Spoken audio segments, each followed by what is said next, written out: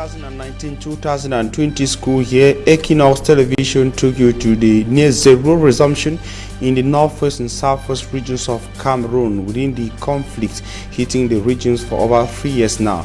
Close to a few weeks to the end of the 2019-2020 school year officially, Equinoxe Television will again be taking you to some schools in this region to see that the resumption has remained at near zero, even as schools are about to close. And also in this edition of the news, we shall be taking you to an abandoned structure in the Noon division of the west region of Cameroon.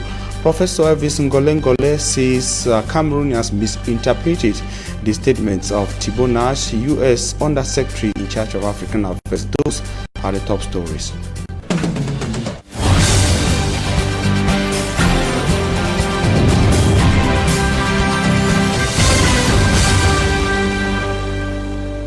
Ladies and gentlemen, you're on to the primetime newscast on Equinoxe Television. We are live from Cameroon's economic capital city, Douala, Equinoxe Central News Desk. We begin in human interest story to say that a shock and consternation is still gripping inhabitants of the West Regional chief town of Bafoussam following a deadly road accident of Saturday, August the 8th, 2020. The accident in Bafoussam, that is on the Bafoussam-Fumbot stretch of the Bafoussam-Fumban highway, left 12 people dead and 80 others severely wounded, according to official information released by the Ministry of Transport in Cameroon. Figures confirmed by Cameroon's Minister of Transport, Ernest Massinangale Bibe. The accident involved a Toyota Dina immatriculated NW0953F, which lost control and overturned several times, finding itself killing some 12 persons on the spot and leaving 80 others severely wounded. And on the same Saturday, in the southwest region of Cameroon, a head-on collision between a Toyota vehicle marked Yas immatriculated SW284BB and another vehicle immatriculated SW849AX left 2 persons dead and 31 others severely wounded at a locality known as Idiki on the Boyakumba highway in the conflict-hit southwest region of Cameroon. And reacting to this accident, that is the one in the west region and the accident in the southwest region, Cameroon's Minister of Transport, Ernest Massinangale Bibe, blamed the accident in the west region on the state of the vehicle and the driver, whose name we got as Nembot Kelvin.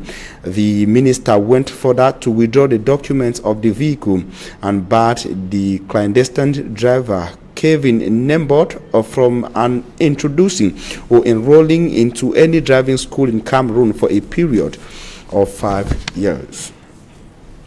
That's according to a document signed by Minister Ernest Massinangale Bibe, Cameroon's Minister of Transport.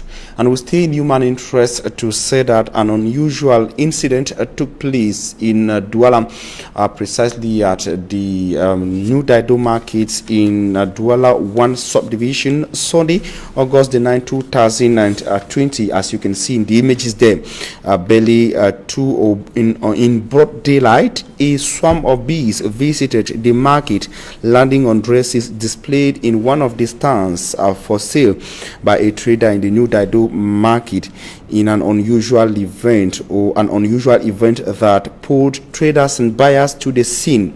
Watching helplessly, the dealer and owner of the dresses, together with his co-traders in the market, tried fruitlessly to chase the much dreaded insect from the market. It only took the intervention of the Army Rescue Unit from Godi in Douala to do away with the bees and the dresses, according to local information coming from the Daido Market in the Douala 1 subdivision. The unusual incident, as I indicated, took place on Sunday, August the 9th, 2020. Some 3 bandits specialized in the theft of vehicles in the west region of Cameroon have been apprehended by elements of the National Gendarmerie. In the following report, Immaculate Fogwe tells us that it was thanks to an investigation launched in Fumban, chief town of the Nun division of the west region. Her report. Kusa Puamon, 27-year-old, Yaya Oseini, 33-year-old, and Payang Ibrahim, 36-year-old, have fallen in the dragnet of law enforcement officers. The armed bandits specialized in the theft of vehicles in the Nun Division, West region of Cameroon, were recently intercepted in possession of 4 stolen vehicles parked in a garage in Kwoptamo. One of the car owners explains how his car was stolen. On the 28th of July 2020, I was robbed by 2 armed bandits while I was entering my compound. They made away with my vehicle and a sum of 100,000 francs CFA. I later informed the forces of law and order. Jupta Puiseido, the second car owner, says, while returning home after transporting granules to Malade, he was robbed by 5 armed bandits. His vehicle, the sum of 30,000 francs CFA, and his phone were seized.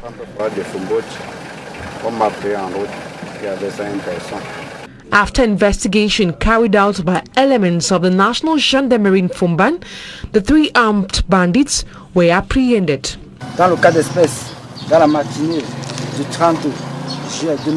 We received an order from a hierarchy to launch an investigation on the theft of cars in our area. On the 30th of July 2020, some officers were sent to the field pretending to be car buyers in order to track down the bandits.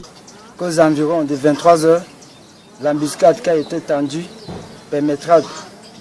Dawanga Siraye urges youth to take criminal activities in order to stay out of trouble.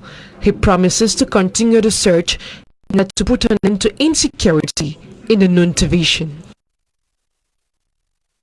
One of the measures or the tools used by a belligerent party in the armed conflict in the northwest and southwest regions of Cameroon, several years after schools are still grounded in the northwest and southwest regions, or call it the English-speaking regions of Cameroon. At the start of the 2019-2020 school year, Équinoxe Television took you to the 2 English-speaking regions where observation was made that resumption was at near 0 and few weeks to the official ending of the academic year in Cameroon. We are taking you back to these regions, to some of the localities in these regions, to measure if schools actually regain steam in the course of the year. But the observation made by Mbustela, who traveled from Bamenda to Ndop in the Ngoketunja division, is that school doors are still closed and most schools, environments and establishments have been colonized by reptiles. Her report.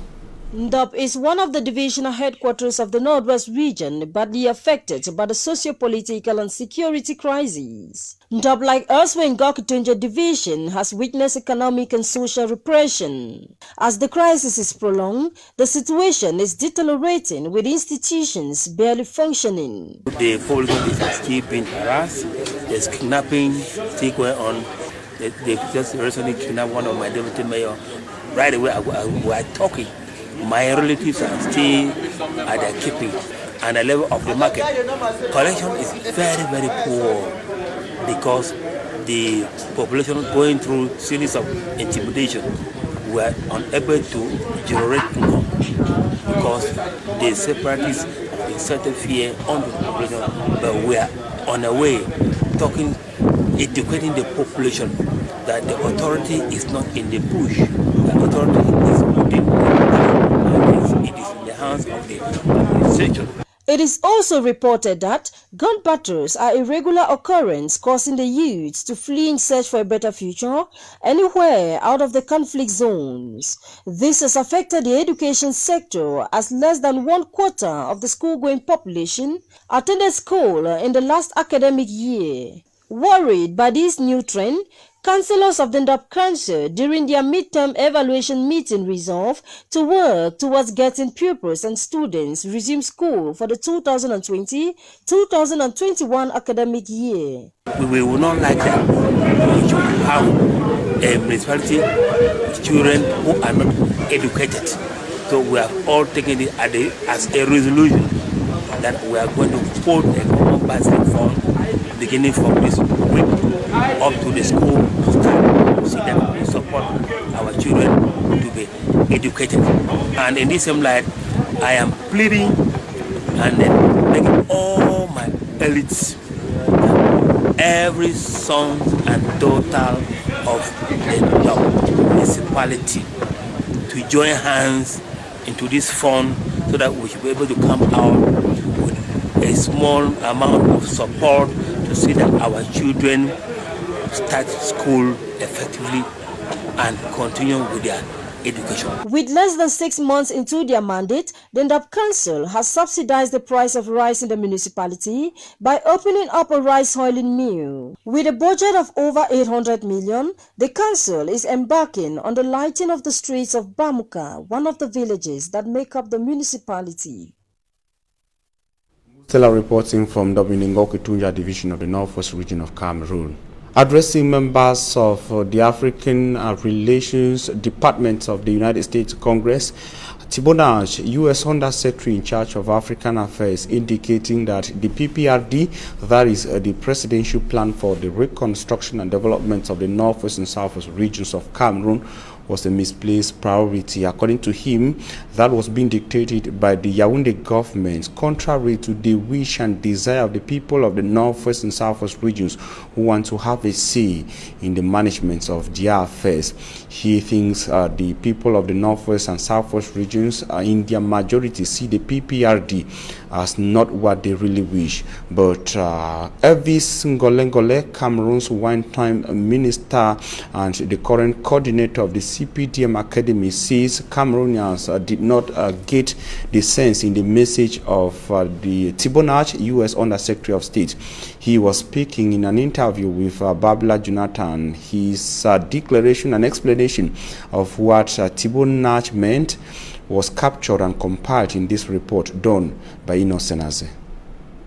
Elvis Ngolengole, political scientist and close aide of President Paul Biya, regrets some Cameroonians misunderstood statements of Tibonage, the U.S. diplomat, the destiny of Anglophones be allowed in their hands, to mean granting the former Southern Cameroon's independence demanded by separatists. What I understand is that whatever form the political organization, the form of state, a confederation, a federation, or a unitary system of government, the form of democracy takes in Cameroon, it should be one in which the people of the Northwest and Southwest, who are people with a particular specific history and culture from the rest of the country should be one in which they, in particular and specifically, feel like someone else does not impose or does not hijack their way of life, their way of thinking on them. But again, this is what democracy does. And in particular, the decentralization policy. The demand for confederation and a federal system of government by some politicians in Cameroon to be a step towards quenching the socio-political tensions in the country, according to Professor Ngolengole Elvis, cannot work. In a confederation, the people constitute themselves into territorial units which are organized and function as if they are sovereign units, and we do not allow for an effective central authority. That's what a confederation is, and that is why confederations are not the most popular form of government. A federation is one that Cameroon tried for about 11 years, from 1961 to 1972, and did not work. Cameroonians themselves, in their sovereignty and their freedom, rejected a federation after 11 years. There were different reasons given for that, but federations are not common in Africa. Regarding the reconstruction and development plan initiated for the Northwest and Southwest regions, the political scientist affirms possibility of realizing this project amid ongoing gun battles. Yes. Reconstruction can go on in every or any context where it is useful, necessary, and the people expect it. People expect it because people cannot continue to live and see hopelessness, destruction, fear for their lives as a daily menu. No, the military's presence is a normal, classical phenomenon which goes along with statehood. To him, doubts should not crown this plan. We hope that the reconstruction initiative and policy that has been recommended by the Major National Dialogue and accepted and is beginning to be implemented by the President of the Republic should be seen in optimistic, positive terms and should not be seen as a policy or an initiative of convenience or political sloganeering. No, this is not what it is. It should be seen as being something real, positive, useful, and necessary. For society to be a better place, Professor Elvis Ngolengole suggests each and every one be the brother's keeper. Reports compiled by Equinoxe and it should be recalled that people are still being killed in the northwest and southwest regions of Cameroon. This day in Bamenda, the body of a teacher of Presbyterian High School Bamenda was discovered under a bridge in the northwest regional chief town. The circumstances surrounding his demise are still to be clearly established. He is just one of the many persons killed in the armed conflict in the northwest and southwest regions of Cameroon. We are also getting information that at least 3 persons were killed during a raid in that is Bafut subdivision of the Mezam division, northwest region of Cameroon, late Sunday, August the 9th, 2020. An Anglophone detainee, Tangim Thomas alias Patom, who died in Yaoundé, will be buried. The program is being made public, and of course he will be buried in the northwest region of Cameroon in the course of the week. The northwest and southwest regions of Cameroon are not only suffering the armed conflict, but COVID-19. The cases of the coronavirus pandemic are increasing in the southwest region. This is a statement amongst others made by the southwest regional delegate of public health in Buea.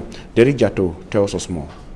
Now, Dr. Ibunguzakiyos Nanje, the Southwest Regional Delegate of Public Health, with the present coronavirus situation in the region. Globally, we are now having 704 cases confirmed for COVID-19 in the Southwest region, with 36 deaths and also 85 health workers who have been contaminated. From when some COVID-19 measures were relaxed, which saw drinking spot opening its doors again, Buea, the Southwest Regional Capital, for instance, has been going to bed very late, and critics pointing accusing fingers at the government that the relaxation has instead softened the grounds for the coronavirus. But Funken Brenda, the Executive Director of Fighting Against Poverty for Sustainable Development, FABS, says the government rather need to be assisted now. We are here to assist the government because if we leave it all the government alone, we cannot reach the top alone. So we are trying to assist the government fight against COVID-19. Chief Akontia Peter, FAB's president, while lauding the initiatives of other bodies donating COVID-19 kits, added that such moves should be accompanied by educating the population on the preventive measures. Going practical, some internally displaced persons were invited for COVID-19 lectures and demonstrations showing them first what is meant by social distancing and how to regularly wash their hands. It is best for observe these small rules for the wash up all time, to wear a mask, and this of them for the wash and how we so fine. The day ended with some COVID-19 kits distributed to these victims of the war.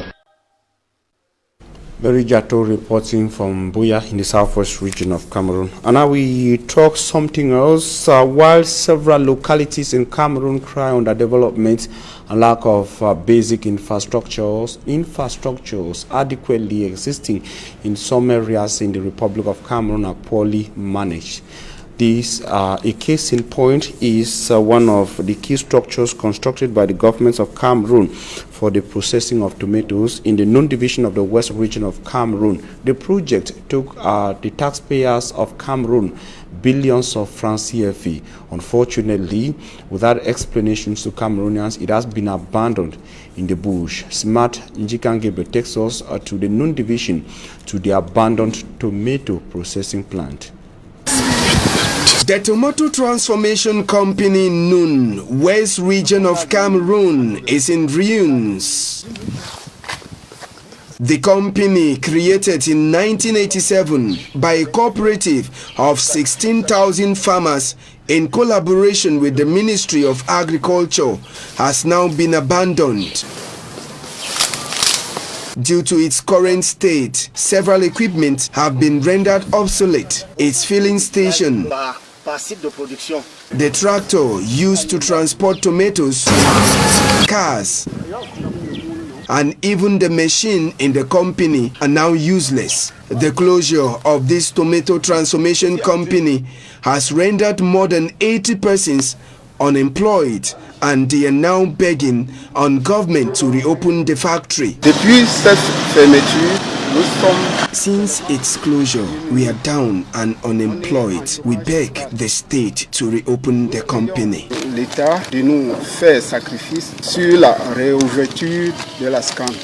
The industry, according to reports, usually produced 400 tons of tomatoes a day when it was still functional. The company, after paying the arrears of its workers in 1999, shut down on grounds that, apart from transporting the transformed tomatoes, it also used it as a means to transport hard drugs. And of course, before we continue with underdevelopmental challenges rocking Cameroon, we tell you that the United Nations has condemned the killing of a humanitarian aid worker in Batibo in the Momo division of the northwest region of Cameroon. He was killed over the weekend, and information we have is that he was a worker with COMISUD, that is Community Initiative for Sustainable Development, COMISUD, working with the humanitarian branch of the United Nations. We shall be coming back to this information in subsequent editions of news on Equinoxe Television. Insecurity, unemployment, lack of basic social amenities are the challenges faced by the population of Ndukula. Ndukula is a subdivision in the Diamari division of the far north region of Cameroon. Boko Haram attacks, aggressive abduction, and insecurity have also been blamed as some of the factors hindering the development of this locality. Innocent as it takes us to Ndukula. Ndukula, one of the localities in Diamari division in the far north region of Cameroon, witnessing high rates of insecurity due to present and persistent Boko Haram attacks. Over the weekend, panic struck Ndukula locals. L'agression. On n'arrive même pas à dormir la nuit. We are victims of aggression. We are unable to sleep at night. Some of us sleep in bushes. À cause de l'insécurité. Les prises d'otages. Hostage taking is for huge ransom to be paid. Une rançon lourde. On paye. On soupçonne quand même il y a des complices au sein du village. On vit la peur dans le ventre. We live with fear within us. Though the state does a lot to protect us, we implore governments to do more. Au gouvernement de faire plus. Theft is said to be recurrent with the complicity of certain security and judicial authorities who free some criminals, apprehended red-handed in criminal acts without any reason advanced. The population of Ndukula are dumbfounded to see their enemies freed from jail, intimidate and threaten their lives. Voleur qui est pris, doit être... An arrested thief has to be severely punished, so it serves as an example to others who will stop. But releasing them means empowering them. Ils auront peur de quoi? The senior divisional officer of Dzamari, Jean-Marc Ekwambarga, promises to go extra miles to eradicate criminality. Je voudrais d'abord d'ailleurs m'engager personnellement. First and foremost, I will personally engage in contacting the government so that a rapid intervention battalion unit is created in Dukula. Apart from the security situation that needs to be in total control, the youths are unemployed, with young girls abandoned on their own. Some ended their education either in primary or secondary school. We the girls suffer a lot. After school, we stay in the village with nothing doing. We beg governments to help in professional training. Et plus encore, d'appuyer nos filles de fréquenter loin. Il n'y a pas les emplois. Getting a job is not easy. Les jeunes ne comptent plus sur l'arrondissement et l'arrondissement ne compte plus sur les jeunes. In Dukula, lack of basic social amenities like pipe-borne water, passable roads, coupled with poor economic activities, make life unbearable. La route n'est pas bitumée. Our roads are impassable. There is presence of a water body that prevents us from crossing to and from Dukula and Dagai, thus paralyzing commercial activities. With regards to limited infrastructures, the senior divisional officer for Dzamari Division attributes this to lack of goodwill by municipal authorities. He expresses disappointment on the inability for the council authorities to manage the financial resources put at their disposal by the state to carry out decentralized developmental projects. Décentralisation accrue. Lorsque la portion des crédits qui leur est transférée n'arrive même pas à atteindre les objectifs fixés par le gouvernement. While installing the new executive of the Ndukula municipality, the senior divisional officer Jean-Marc Ekwambarga recommends to the mayor and his team to work resolutely to meet up with promises made to the local population during the municipal election campaign. As reporting, and ladies and gentlemen, that brings us to the end of the first part of news. Coming up is Talking Point.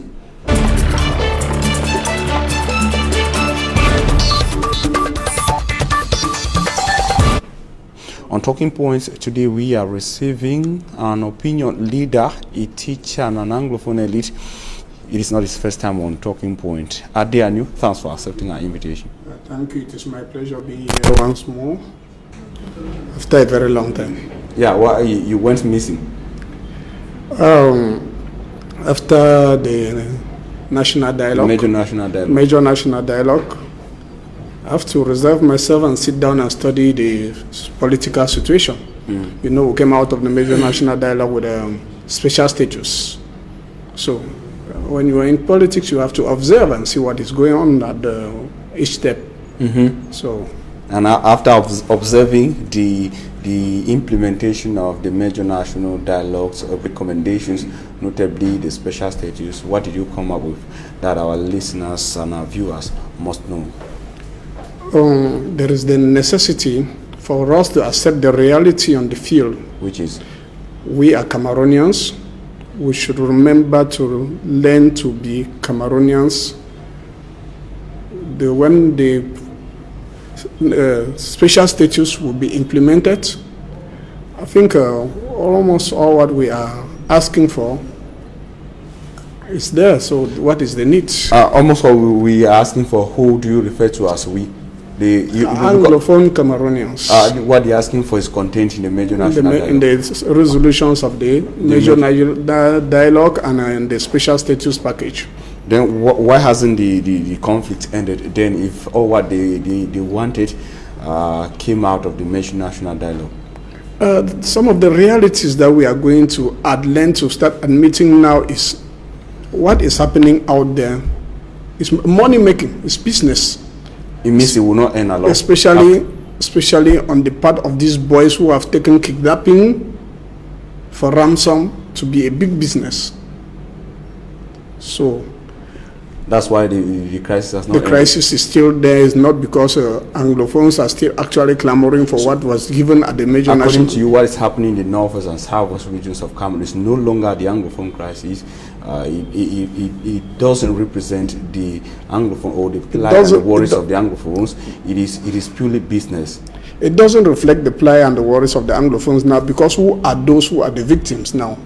We the population of the northwest and the southwest.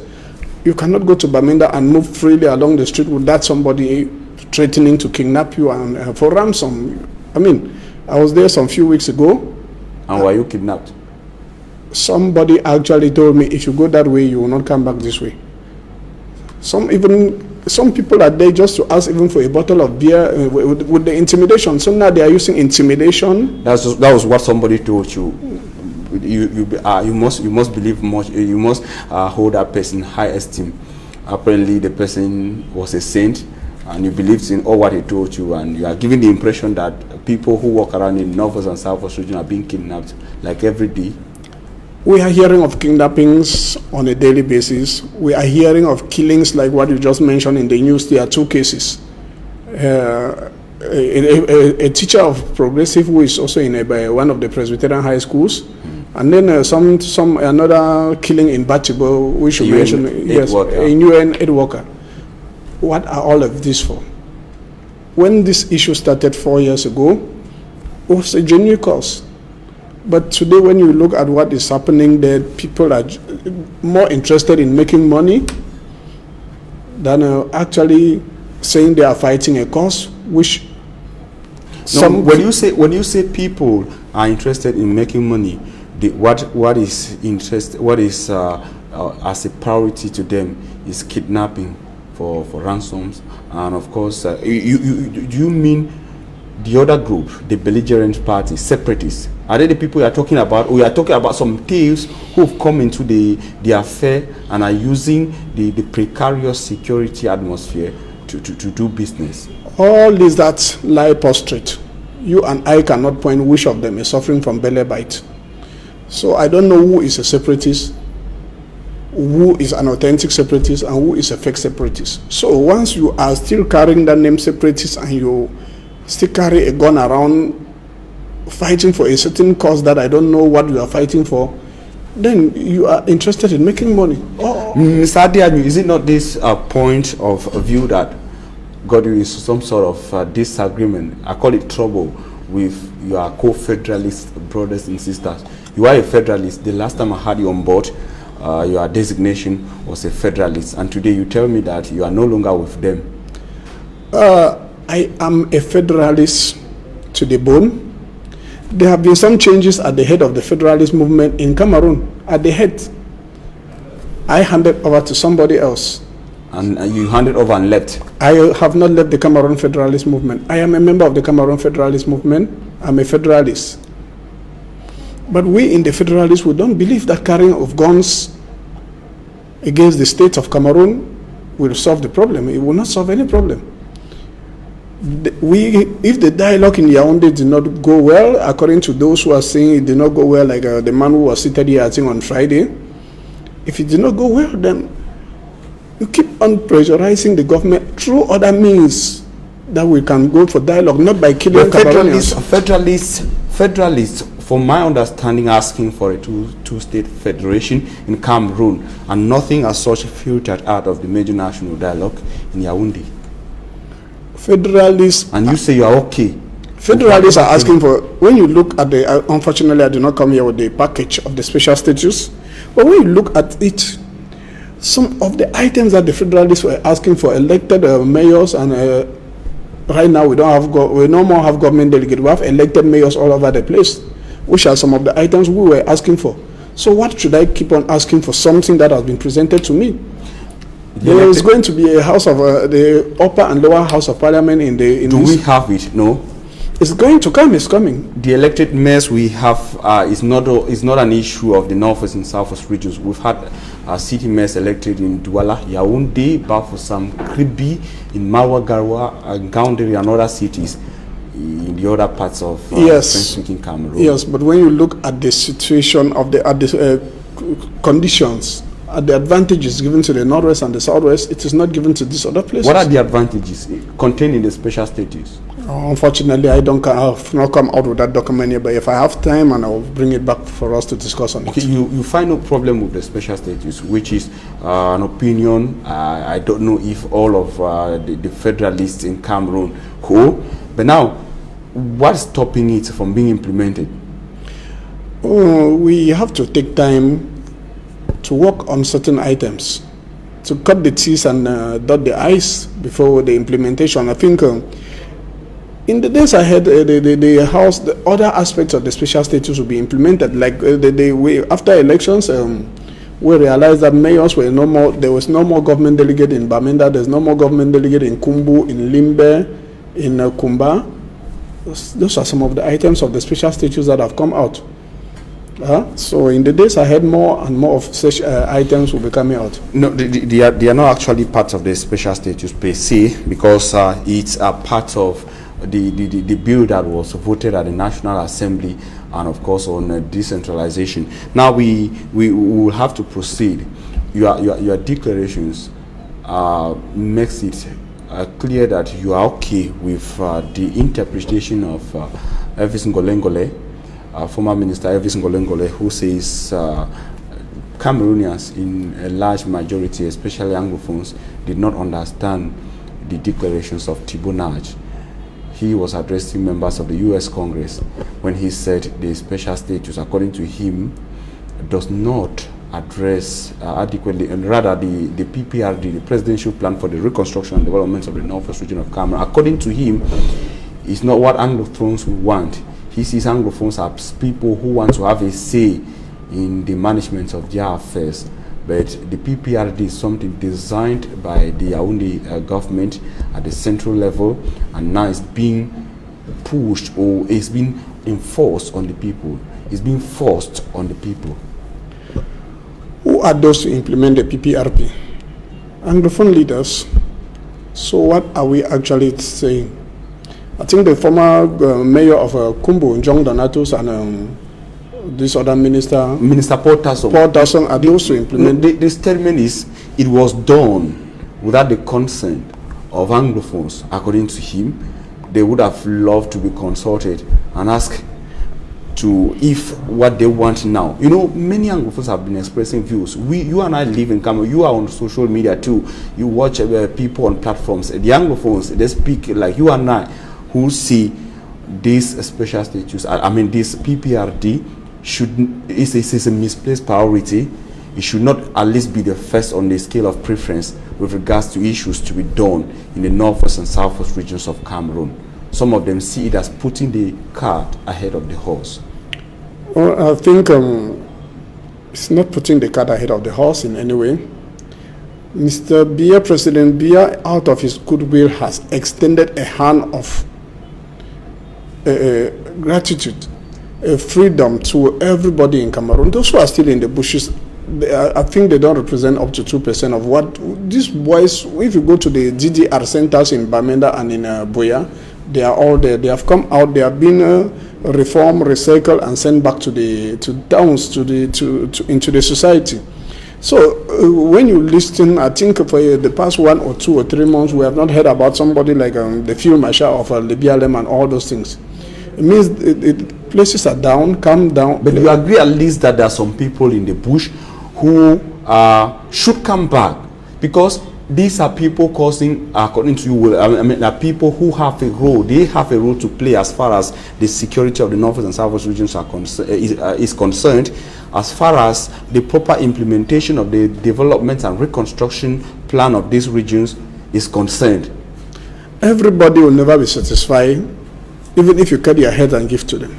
Now, when you want to say it's not putting the cart ahead of the horse, then you are not clearly defining the adequate, the conducive security atmosphere in these regions. When you look at the situation of the Coupe de road in the northern regions of Cameroon, I think in the 90s getting to the early 2000s, Cameroon government was able to use the military and develop the north of Cameroon. Okay, you mean the military will be used to the military should be used to put ahead to bring order, and then we should be able to develop. And don't forget that you're talking about the same soldiers who've been there since they were deployed in huge numbers. The escalation of the Anglophone crisis, they have been there, but we've still had insecurity existing in these regions.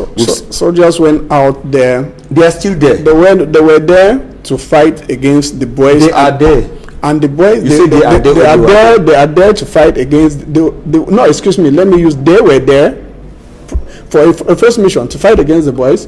Now that the situation is coming back to normal, they should be there to guide, to protect the companies that are constructing, to do the construction. They should put down their guns and pick up spades and construction material. Actually, we have seen the military is constructing the Marwa, the Bangi Kusere stretch of the road. The military constructed a stretch of the road here in Douala. So if it means the Génie militaire should pick up their spades and caterpillars and go into the construction, why not? They will be able to. They should do that. That is what you're asking them to do in order to achieve it according to peace as routine, or at least to a larger degree peace as routine, and now they should concentrate on when we look at the percentage of children who were able to write the Common Entrance and First School a few weeks ago, things are coming back to normal. When we look at the percentage of people writing the GCE now, it's not as at the start of the school year. So we are gradually returning to normalcy. It's gradual. Then the argument is, why don't the government let the security come back to 100% or at least 99%? You still talk about gradual, then talking about reconstruction. Maybe you've not been to Bamenda, you've not used the Bafs and Bamenda stretch of the road for the last 2 or 3 months. You will see the necessity for us to reconstruct as soon as possible. Yes, okay. Nobody is against reconstruction. Yes. What the argument is that it is putting the cart ahead of the horse. The horse is supposed to be moving ahead and pulling the cart. Well, that might be your point of view or the point of view of so many other Cameroonians, but not my point of view. All right, thanks very much, Mr. Adianu, a former Federalist, a member of I'm still a Federalist. I was former coordinator of the Federalist movement in Cameroon, but I'm still a Federalist. But you told me that you've disagreed with them, probably because you are no longer the coordinator. Ladies and gentlemen, thanks very much for staying with us in this edition of the News and Talking Points. We thank you for your very kind attention. Stay with Equinoxe Television. Interesting programs continue.